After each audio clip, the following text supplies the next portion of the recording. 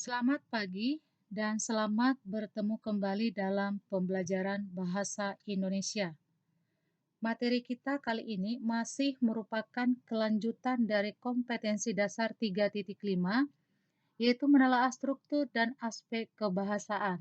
Pada pembelajaran sebelumnya, kita sudah belajar menelaah struktur teks prosedur. Nah, pertemuan ini kita sudah masuk pada kegiatan menelaah aspek kebahasaan teks prosedur. Oleh karena itu, ada dua indikator yang harus kalian capai. Yang pertama, menelaah kalimat perintah dalam teks prosedur. Yang kedua, menelaah penggunaan kata kerja pasif dalam teks prosedur. Nah, langsung saja, sebelum kalian menelaah kalimat perintah dan kata kerja pasif dalam teks prosedur, tentu kalian harus paham apa itu kalimat perintah dan apa itu kata kerja pasif. Yang pertama, kalimat perintah. Kalimat perintah ini disebut sebagai kalimat imperatif atau sebutan lainnya adalah imperatif. Nah, kalimat perintah atau kalimat imperatif adalah suatu perkataan yang dimaksud menyuruh atau melakukan sesuatu sesuai keinginan si pembicara. Ciri-cirinya, yang pertama menggunakan kata perintah, seperti kata jangan, tolong. Yang kedua, kalimat perintah diakhiri dengan tanda seru, meskipun saat ini memang sudah menggunakan tanda titik, karena kalimat perintah yang diakhiri dengan tanda seru itu menegaskan setegas-tegasnya, sedangkan kalau dia kalimat perintah biasa, ya sudah diakhiri dengan intonasi akhir titik. Kemudian memuat partikel lah, akhiran kan dan i. Yang keempat, intonasi akhirnya naik atau meninggi. Dan yang terakhir, menggunakan pola inversi, yaitu predikat mendahului subjek. Mengenai kalimat inversi atau pola inversi ini sudah Ibu jelaskan pada kegiatan memahami ciri bahasa dalam teks prosedur. Jenis-jenis kalimat perintah. Satu, ada kalimat perintah biasa, kalimat perintah ajakan, kalimat perintah larangan, kalimat perintah permintaan atau permohonan, kalimat perintah mempersilakan, dan kalimat perintah saran. Nah, kalimat perintah biasa adalah kalimat yang isinya memuat perintah secara langsung untuk melakukan sesuatu. Biasanya menggunakan partikel lah atau menggunakan akhiran kan i. Contoh, pegang angklung dengan tangan kiri. Posisikan angklung yang dipegang tegak dan sejajar dengan tubuh. Gosoklah telapak tangan secara perlahan dengan gerakan memutar 4 ruas jari tangan. Kalimat perintah ajakan. Kalimat perintah ajakan adalah kalimat perintah yang memuat ajakan kepada seseorang untuk melakukan sesuatu. Biasanya ditandai dengan kata perintah ayo, marilah. Contoh, ayo ikuti kemana pencuri itu pergi. 2, marilah ikut bersamaku. 3, ayo galakan gerakan menanam pohon. Kalimat perintah larangan. Nah, kalimat perintah larangan adalah kalimat yang ditunjukkan untuk melarang, biasanya menggunakan kata jangan. Jangan pukuli kucing itu, jangan mencuri. Kalimat perintah permintaan atau permohonan. Namanya juga meminta atau memohon berarti melakukan permintaan atau permohonan kepada orang lain. Nah, biasanya menggunakan kata tolong, mohon, harap. Tolong ambilkan makanan itu. Harap perhatikan baik-baik. Mohon dengarkan penjelasan ibu. Kalimat perintah mempersilakan. Kalimat perintah mempersilakan ini adalah kalimat perintah yang meminta seseorang untuk melakukan sesuatu dengan bahasa yang sopan. Contoh, hadirin dipersilakan berdiri. Silakan bekerja secara mandiri. Nah, menuliskan kata mempersilakan, dipersilakan, silakan itu SILA, tidak pakai H ya, Nak ya.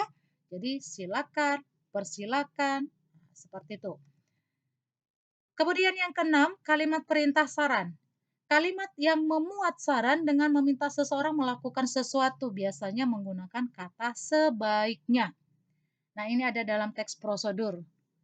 Sebaiknya pencelupan dimulai dengan warna-warna yang muda, dilanjutkan dengan warna lebih tua atau gelap pada tahap berikutnya. Baik, kemudian kata kerja pasif. Penggunaan bentuk pasif dalam dalam teks prosedur biasanya untuk memberi saran atau tambahan atau peringatan supaya tidak terjadi kesalahan fatal atau membahayakan. Nah, kata kerja pasif adalah kata kerja yang membuat subjek dalam kalimat dikenai suatu pekerjaan atau tindakan atau aktivitas. Jadi, subjeknya dikenai pekerjaan. Ciri-ciri kata kerja pasif. Pada umumnya menggunakan imbuhan di, ter, ke, a, terkan. Contoh, diketahui. Kata dasar diketahui adalah tahu ya. Ya, bentuk dasarnya adalah ketahui. Nah, gitu ya. Kemudian terlihat, kata dasarnya lihat. Kebersihan, kata dasarnya bersih, berarti ada imbuhan kean.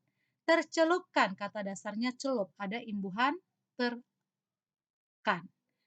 Kemudian dapat berupa kata kerja yang kehilangan awalan. Itu tadi yang Ibu katakan bahwa Ibu sudah pernah menjelaskan yang namanya kata kerja aus ya, atau mungkin kalian masih ingat dengan, eee, ya kata kerja aus, yaitu kata kerja yang predikatnya tidak memiliki awalan. Misalnya kata mengetahui.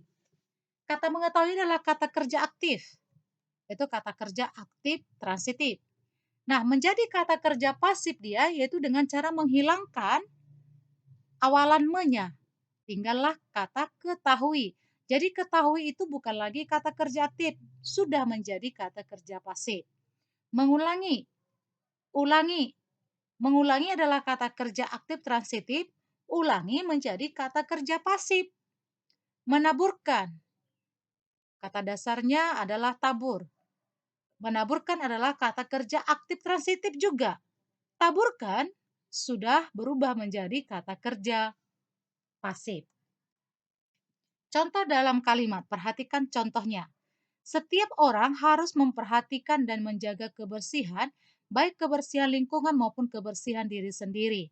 Nah, seperti contoh yang sudah Ibu berikan tadi, bahwa salah satu imbuhan yang terdapat pada kata kerja pasif yaitu menggunakan imbuhan kean, ya.